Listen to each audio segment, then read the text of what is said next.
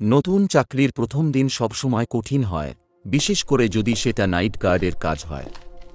তোমাকে প্রতিটা কোণ দেখে নিতে হবে, নিশ্চিত করতে হবে সবকিছু ঠিকঠাক আছে।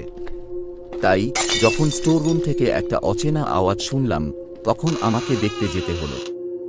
অন্ধকার, স্যাঁতস্যাঁতে ঘরটা ম্যানিকুইন দিয়ে ভর্তি ছিল। তাদের নিস্তেজ চোখগুলো যেন আমার দিকে ফ্যালফ্যাল করে তাকিয়েছিল। ঘরের সব কোণ ভালো করে দেখলাম, কিন্তু শব্দটা ঠিক কোথা থেকে আসছে বুঝতে পারলাম না। কে ওখানে, আমি জিজ্ঞেস করলাম। কোনো উত্তর নেই।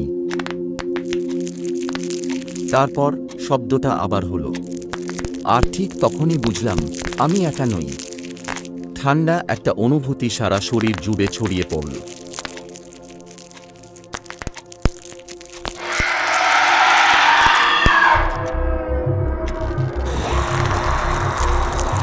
হঠাৎ করেই তারা আমাকে ঘিরে ফেলল, জীবন্ত আর আমার আত্মার জন্য ক্ষুধার্ত।